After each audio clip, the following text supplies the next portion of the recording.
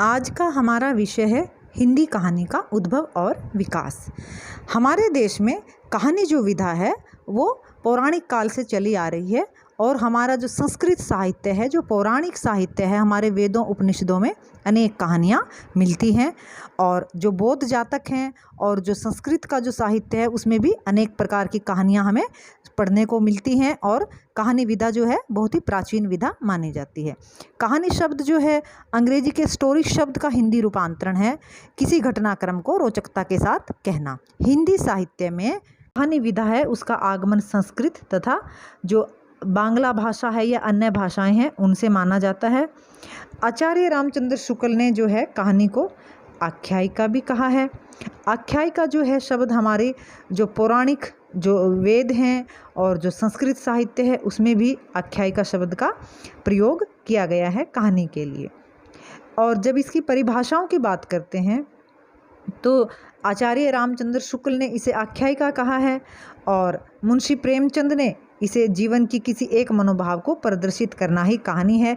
जैनेन्द्र कहते हैं कि मानव मन की भूख है जो निरंतर समाधान पाने की चेष्टा करती है। अब कहानी के जो है क्रमिक विकास की हम बात करते हैं, हम आधुनिक हिंदी कहानी की बात कर रहे हैं।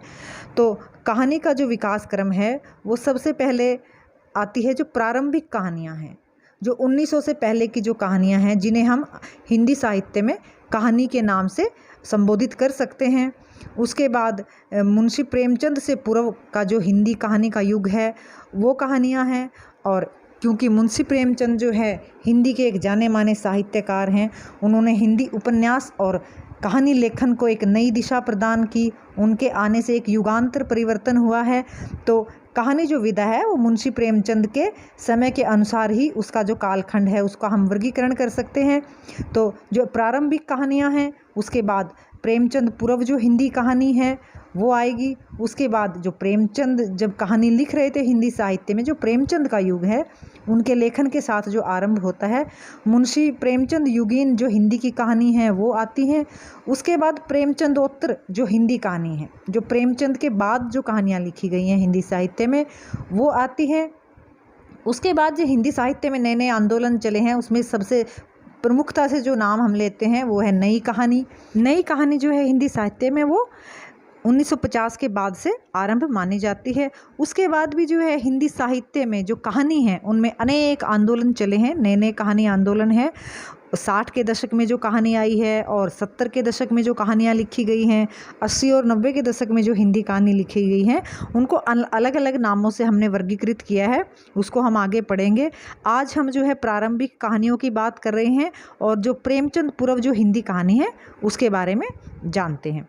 तो जो प्रारंभिक कहानियां हैं इसमें जो सबसे पहले नाम आता है हिंदी की एक कहानी है सैयद इंशा अल्लाह खां की लिखी हुई है रानी केतकी की कहानी। हालांकि बहुत सारे विद्वान इसको कहानी नहीं मानते हैं क्योंकि इसमें जो फारसी जो साहित्य है उसकी जो किस्सा गोई है उसकी छाप जो है वो साफ साफ दिखाई पड़ती है।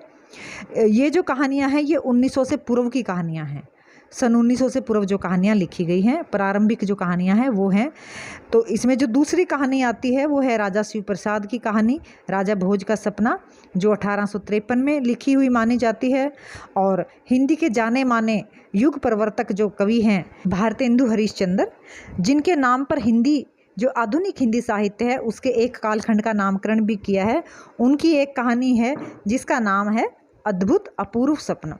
ये तीनों जो कहानियां हैं ये प्रारंभिक कहानियां मानी जाती हैं हिंदी कहानी लेखन में। हिंदी की पहली कहानी किसे माना जाए इसे लेकर भी विद्वानों में अनेक मत हैं।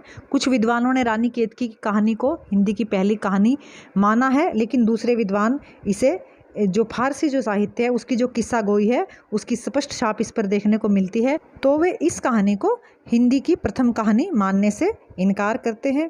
और जो कुछ दूसरे विद्वान हैं उन्होंने शिव प्रसाद सिंह की कहानी राजा भोज का सपना और भारतेंदु हरिश्चंद्र की कहानी अद्भुत अपूर्व स्वप्न को भी हिंदी की पहली कहानी मानने से इनकार किया है। इसके पश्चात वो कहानियाँ आती हैं जो 1900 से 1915 के बीच लिखी गई हैं। ये भी प्रेमचंद पूर्व युगीन जो कहानियाँ हैं उन्हीं में आती हैं। इनको जो है हम द्विवेदी युगीन कहानियाँ भी कह सकते हैं।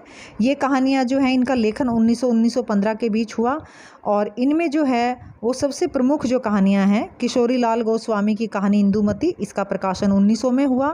प्लेग की चुड़ैल मास्टर भगवान दास की कहानी ये 1902 में लिखी गई। 11 वर्ष का समय आचार्य रामचंद्र शुक्ल की कहानी है, 1903 में प्रकाशित हुई।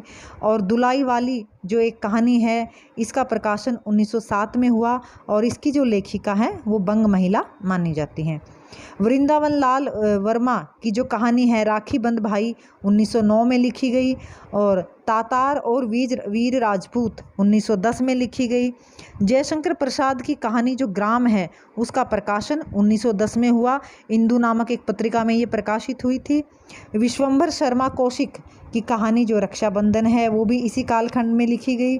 और राधिका रमन प्रसाद सिंह की कहानी कानों में कंगना, उसका प्रकाशन भी इसी समय में हुआ।